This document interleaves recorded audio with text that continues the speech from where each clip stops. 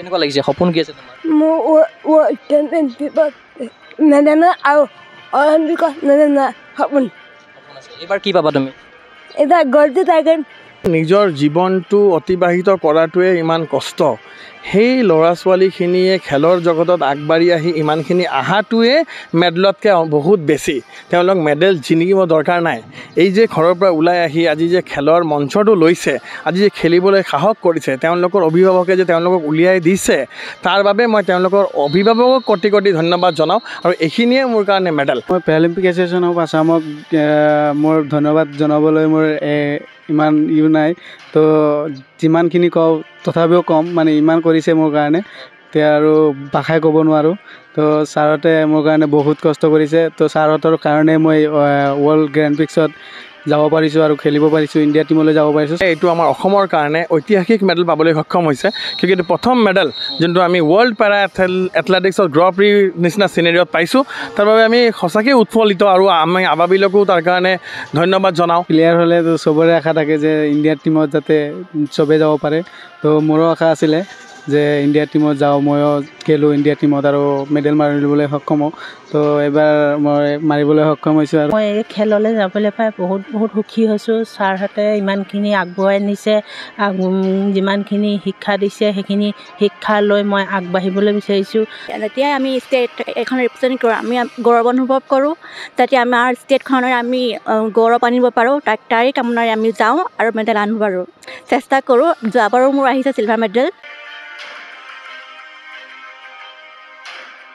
নমস্কাৰ গগৈ স্পৰ্টছ শ্ৰেণীৰ প্ৰতিযোগী দৰ্শকক স্বাগতম জনাইছোঁ আৰু দৰ্শকসকলক জনাবলৈ পাই সুখী অনুভৱ কৰিছোঁ world para athletic grand Prix 2025ত Assam সন্তান আবাবিল আলীয়ে ৰূপ দখলেৰে অসম তথা ভাৰতক গৌৰৱান্বিত কৰিলে মোৰ লগত উপস্থিত আছে সেইগৰাকী আবাবিল আলী লগতে উপস্থিত আছে অসম পেৰালিম্পিক সন্থাৰ সন্মানী সম্পাদক ৰাজীৱ দে ডাঙৰীয়া লগতে উপস্থিত আছে সভাপতি চন্দন বৰুৱা ডাঙৰীয়া সহযোগীয়ে মোক দেখাব ইয়াৰ সমগ্ৰ পৰিৱেশ প্ৰথমতে মই আপোনাৰ ওচৰলৈ আহিছোঁ যিহেতু আবাবিল আলীয়ে নতুন দিল্লীত অনুষ্ঠিত যি ৱৰ্ল্ড পেৰা যি গ্ৰেণ্ড প্ৰিক্স হৈছিলে তাত ৰূপ দখলেৰে অসম তথা ভাৰতক গৌৰৱান্বিত কৰিলে গতিকে কি ক'ব এই মুহূৰ্তত হয় world para athletic grand' prix 2025 যোনটো ইণ্ডিয়াত প্ৰথমবাৰৰ বাবে অনুষ্ঠিত কৰিছিলে government of India ministry of youth affairs and স্পৰ্টছে তাত আমাৰ অসমৰ আবাবিলে এইটো আমাৰ অসমৰ কাৰণে ঐতিহাসিক মেডেল পাবলৈ সক্ষম হৈছে কিয়নো এইটো প্ৰথম মেডেল যোনটো আমি ৱৰ্ল্ড পেৰা এথলেটিক্সত গ্ৰ' প্ৰি নিচিনা চিনেৰিয়ত পাইছোঁ তাৰ বাবে আমি সঁচাকৈ উৎফুল্লিত আৰু আমি আবাবিলকো তাৰ কাৰণে ধন্যবাদ জনাওঁ আমি অসম চৰকাৰকো ধন্যবাদ জনাওঁ আৰু আমাৰ কোচ চন্দন বৰুৱা আছে যোন ৰাতিপুৱাৰ পৰা তেওঁলোকৰ লগত লাগি থাকে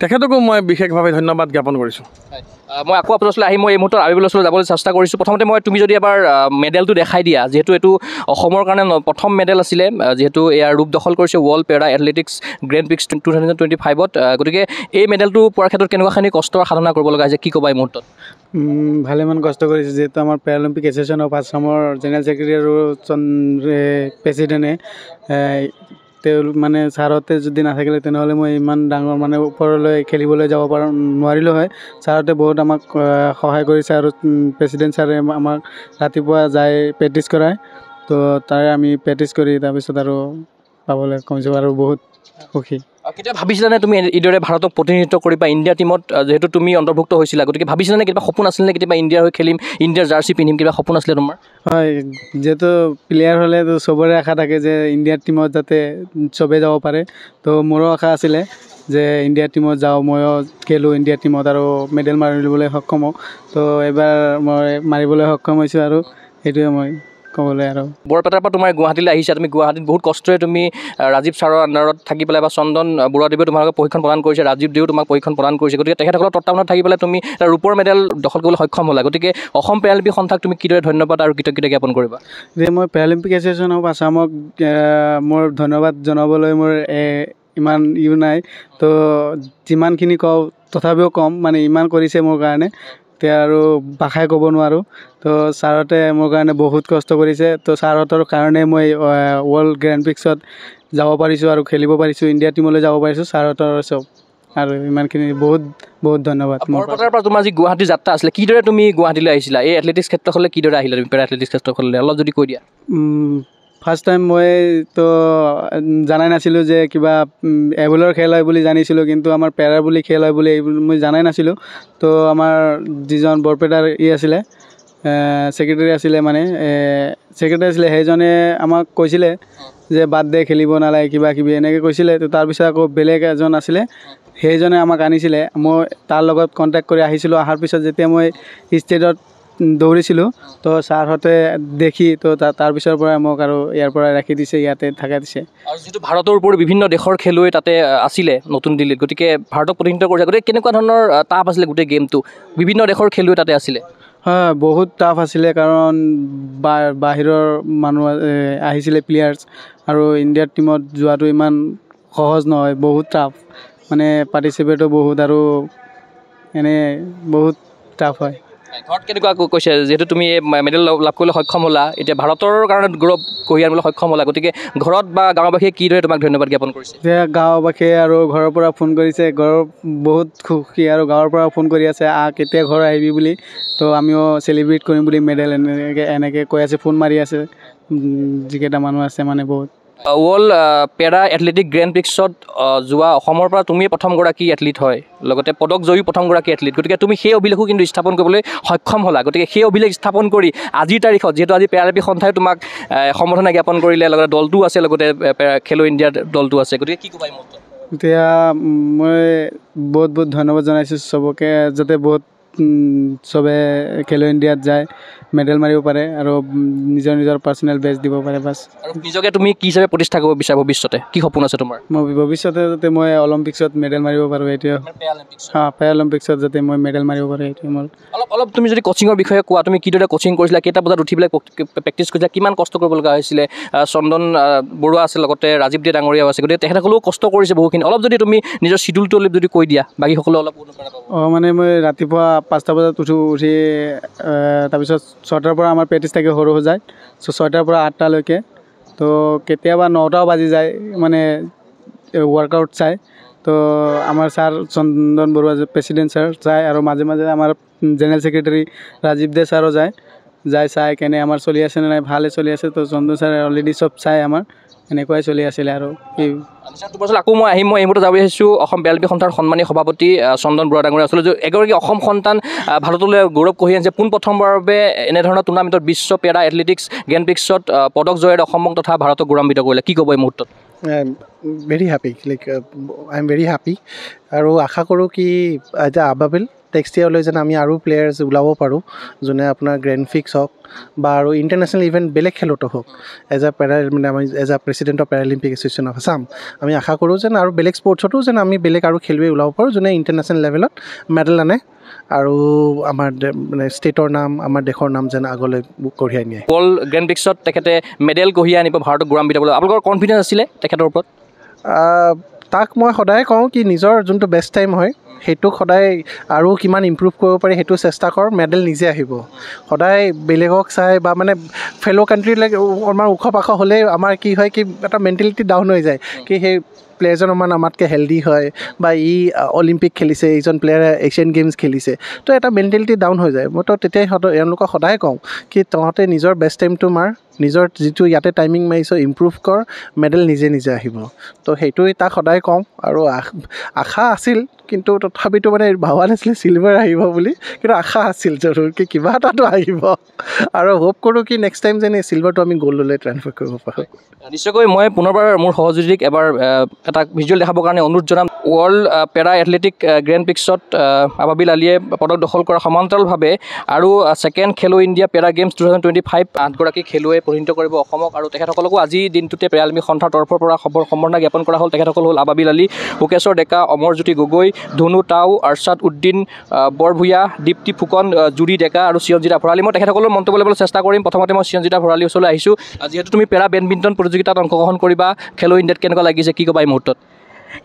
প্ৰতিবাৰে ধৰক এইবাৰেই নহয়, যেতিয়াই আমি ষ্টেট এখন ৰিপ্ৰেজেণ্ট কৰোঁ আমি গৌৰৱ অনুভৱ কৰোঁ, যাতে আমাৰ ষ্টেটখনৰ আমি গৌৰৱ আনিব পাৰোঁ, তাৰে কামনাৰে আমি যাওঁ আৰু মেডেল আনিব পাৰোঁ, চেষ্টা কৰোঁ। যোৱাবাৰো মোৰ আহিছে চিলভাৰ মেডেল, এবাৰ যেনে গৈ চাওঁ কি হয়, প্ৰতিনিধিত্ব কৰি চাওঁ, আৰু ছাৰে কোৱা ধৰণে নিজৰ বেষ্টখিনি সদায় দিবলৈ চেষ্টা কৰোঁ।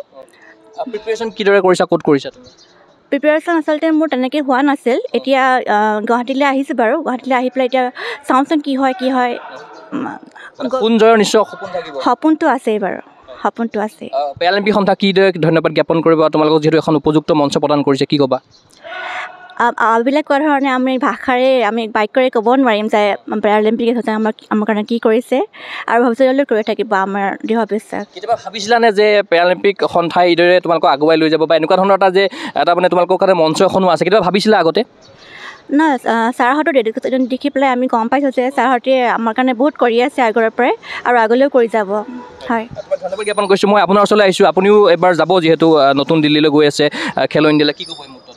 মই এই খেললৈ যাবলৈ পাই বহুত সুখী হৈছোঁ। ছাৰহঁতে ইমানখিনি আগবঢ়াই নিছে, যিমানখিনি শিক্ষা দিছে সেইখিনি শিক্ষা লৈ মই আগবাঢ়িবলৈ বিচাৰিছোঁ আৰু যাতে ছাৰহঁতকো মনত জয় কৰিব বিচাৰোঁ আৰু আমাৰ অসমলৈ যাতে ভাল নাম কঢ়িয়াই আনিব বিচাৰোঁ। মোৰ শ্বটফুট আৰু ডিছকাছ। এয়া আপোনাৰ বোধহয় কেৰিয়াৰৰ দ্বিতীয়খন ৰাষ্ট্ৰীয় প্ৰতিযোগিতা হ'ব নেকি? হয় হয়। মই প্ৰেক্টিছ কৰিছোঁ, বহুতখিনি কৰিছোঁ। মোক চন্দন ছাৰেও ইয়াত কৰাইছে আৰু ঘৰতো যিকেইদিন ঘৰত আছোঁ মই ঘৰতো কৰি আছোঁ। ঠিক যিমানখিনি পাৰিছোঁ কৰি আছোঁ, কৰি মেলি আগবাঢ়ি আহিছোঁ। নিশ্চয়কৈ আপুনি ধন্যবাদ জ্ঞাপন কৰিছোঁ। মই তোমাৰ ওচৰলৈ আহিছোঁ, কেনেকুৱা লাগিছে? ফিলিংটো কেনেকুৱা হৈছে, কি ক'বা? মোৰ বহুত ভাল লাগিছে। প্ৰথমবাৰৰ বাবে খেলো ইণ্ডিয়াত গৈ আছোঁ, তাৰ কাৰণে মই বহুত সুখী আৰু আমাৰ ছাৰহঁতকো মই বহুত ধন্যবাদ জনাইছোঁ, কাৰণ ছাৰহঁতে আমাক ইমান আগলৈ লৈ যাব পাৰিছে আৰু আমিও আগবাঢ়ি যাব পাৰিছোঁ। নিশ্চয়কৈ তোমাক ধন্যবাদ জ্ঞাপন কৰিছোঁ। মই আহিব বিচাৰিছোঁ, তোমাৰ ওচৰলৈ আহিছোঁ, কি ক'বা? হয়, মই প্ৰথমতে আমাৰ সন্থাৰ ছেক্ৰেটেৰী ৰাজীৱ ছাৰ আৰু সভাপতি চন্দন ছাৰক ধন্যবাদ দিছোঁ। তেওঁলোকে আমাক ইমান ধুনীয়া এটা প্লেটফৰ্ম দিয়াৰ কাৰণে। কষ্ট কৰি আছোঁ, ৰাতিপুৱা সদায় প্ৰেক্টিছ কৰি আছোঁ আৰু আপোনাৰ 11 তাৰিখৰ পৰা 17 মাৰ্চলৈকে কোচিং কেম্পো চলিলে। আশা কৰিছোঁ যাতে পদক পাওঁ, সেইখিনিয়ে আৰু। তোমাৰ ঘৰ? মোৰ ঘৰ গোলাঘাট। এখন তোমাৰ নেশ্যনেল আগতো খেলিছা তুমি? হয়, নেশ্যনেল আগতো খেলিছোঁ, খেলো ইণ্ডিয়া কিন্তু ফাৰ্ষ্ট টাইম গৈ আছোঁ। আৰু চেণ্ট অফ প্ৰগ্ৰাম ৰাখিলে আজি? হয়, চেণ্ট অফ প্ৰগ্ৰাম ৰাখিছে, বহুত ভাল লাগিছে। হয়, থেংক ইউ। তোমালোকৰ এই দলটোত কিন্তু আবাবিলো গৈ আছে, গতিকে নিশ্চয়কৈ এটা সাহসো থাকিব তোমালোকৰ। হয় হয়, তেখেতেও গৈ আছে আমাৰ লগতে আৰু এটা ভালো লাগিছে যে ইণ্টাৰনেশ্যনেল প্লেয়াৰ আমাৰ দলত আছে, সেইটোৱে। কি ক'বা? ভাল লাগিছে। ভাল লাগিছে। তোমাৰ ঘৰ ক'ত আছিল? মোৰ কাণত নেপায়।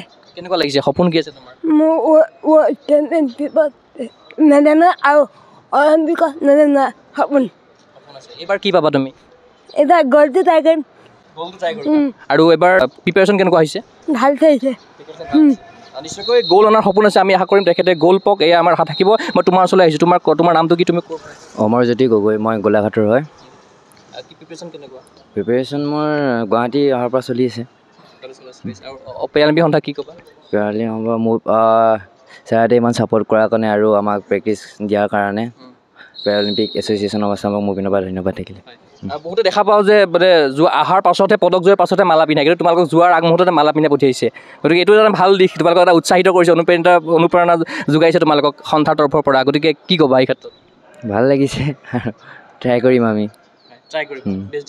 আৰু তুমিও গৈ আছা? হয়, যাতে আমাৰ পাৰ্চনেল বেষ্ট দি আৰু মেডেল আনিব পাৰোঁ, যেতিয়া যি মেডেল আছিলে তাতকৈ আমি ইনক্ৰিজ কৰিব পাৰোঁ মেডেল। মই শেষত ক'ব বিচাৰিছোঁ, মই অসম পেৰালিম্পিক সন্থাৰ সন্মানীয় সম্পাদক ৰাজীৱ দে ডাঙৰীয়া ওচৰলৈ, গতিকে আপোনালোকৰ খেলো ইণ্ডিয়ালৈ গৈ আছে টিম এটা, লগতে আবাবিলো আছে, এগৰাকী আন্তঃৰাষ্ট্ৰীয় খেলুৱৈ, যিহেতু তেখেতে ৰূপ দখল কৰিছে বিশ্ব পেৰা গ্ৰেণ্ড প্ৰিক্সত, গতিকে কি ক'ব গোটেই দলটোৰ বিষয়ে, কি ক'ব, কেতিয়া খেলখন আছে, অলপ সবিশেষ জানিব বিচাৰিছোঁ খেলখনৰ বিষয়ে। হয়, মই দলটোৰ বিষয়ে ক'ম, তাৰ আগত এটা সন্মুখীন এটা কথা কওঁ। আপুনি মাত্ৰ কাৰোবাক কৈছে, মই শুনিছোঁ যে তোমালোকৰ আগতে কিয় মালা পিন্ধাইছে, বাকী খেলুৱৈবিলাক আহিলে পিন্ধাই। মই এইটোৰ বিষয়ে মন্তব্য কৰিব গৈছোঁ। চাওক, যাৰ নিজৰ জীৱনটো অতিবাহিত কৰাটোৱে ইমান কষ্ট, সেই ল'ৰা ছোৱালীখিনিয়ে খেলৰ জগতত আগবাঢ়ি আহি ইমানখিনি আহাটোৱে মেডেলতকৈ বহুত বেছি। তেওঁলোক মেডেল জিনিকিব দৰকাৰ নাই। এই যে ঘৰৰ পৰা ওলাই আহি আজি যে খেলৰ মঞ্চটো লৈছে, আজি যে খেলিবলৈ সাহস কৰিছে, তেওঁলোকৰ অভিভাৱকে যে তেওঁলোকক উলিয়াই দিছে, তাৰ বাবে মই তেওঁলোকৰ অভিভাৱকক কোটি কোটি ধন্যবাদ জনাওঁ। আৰু এইখিনিয়ে মোৰ কাৰণে মেডেল। আৰু পেৰালিম্পিক্স অসম বা পেৰা স্পৰ্টছ অসমত কি আছিলে? একো নাছিলে। আজি চাওক ছুইমিঙত, আজি এথলেটিক্সত, আজি বৰ্ষিয়াত, চবতে আজি পাৰফৰ্মেঞ্চ আছে, বেডমিণ্টনত। চ' আজি এই ল'ৰা ছোৱালীখিনিক দেখি পেলাই আজি এজনক আজি চিৰঞ্জিতাক চাই পেলাই আজি 10জন আহিছে, আজি এই 10টাক চাই নেক্সট 100টা আহিব। চ' এই যে নাম্বাৰটো যে ইনক্ৰিজ হৈ গৈ আছে, সেইটোৱে আমাৰ পেৰালিম্পিক সংস্থা অসমৰ কাৰণে মেডেল। সিহঁতে মেডেল আনিলে আমাৰ কাৰণে মেডেল নহয়। আৰু এটা কথা, খেলটো আপোনাৰ যোনটো খেলো ইণ্ডিয়া, আজিকালি খেলো ইণ্ডিয়াও পেৰা ইনক্লুড হৈ গ'ল।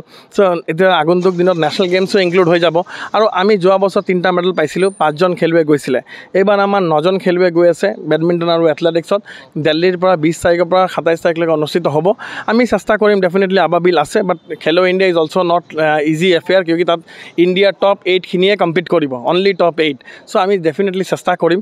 আৰু আবাবিলক আপুনি যেনেকৈ সুধিছে, মই শুনিছোঁ যে তুমি কেনেকৈ আহিছা। মই পোনপ্ৰথমবাৰে আবাবিলক ষ্টেট গেমছত পাইছিলোঁ আজিৰ পৰা 4 বছৰ আগত। যেতিয়া দেখিছিলোঁ মই, তেতিয়া তাৰ প্ৰতিভা দেখিছিলোঁ। যেনেকৈ মই ছুইমিঙত দেখোঁ, আপোনালোকে দেখে ছুইমিঙত আজি ধুনু চব মই ৰাখি লৈছোঁ ৰেচিডেঞ্চিয়েল। তো তাকো মই এনেকৈ কৈছোঁ, সি আহিছে থাকিছে।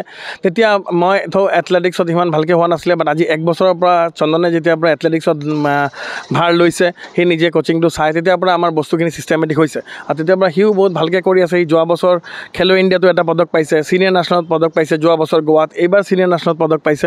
আৰু যিহেতু MQS কোৱালিফাই কৰিছে, আমি তাক ভাৰতীয় দলত ভৰাবলৈ। আৰু এইটো আপুনি ক'ব লাগিব যে আমাৰ পেৰালিম্পিক এছ'চিয়েশ্যনে ডেফিনেটলি প্ৰচেষ্টা, আৰু আমাৰ এতিয়া এক্সিকিউটিভ মেম্বাৰ সুতাপা চক্ৰৱৰ্তী PCIৰ এক্সিকিউটিভ মেম্বাৰ, তেওঁৰ পৰাও আমাৰ যথেষ্ট হেল্প হয়। কিন্তু আগতে আমি খবৰবিলাক নাপাওঁ, কি হৈ আছে, কেতিয়া কি হৈছে। এতিয়া আমাৰ ৰাস্তা মুকলি আমি পাইছোঁ, আৰু যাৰে ৰিজাল্ট আজি আবাবিল। আৰু তাৰ কাৰণে আপুনি দেখিছে যোনটো হাই পাৰফৰ্মেঞ্চ ট্ৰেইনিং চেণ্টাৰ, তাত অকল আমি ফিল্ডতে কোচিং কৰি থকা নাই। ইটছ ভেৰি কোচিং কৰি থাকিলে ইমান সোনকালে ইমান ৰিজাল্ট নাপায়। It's a very smart way and scientific way of coaching.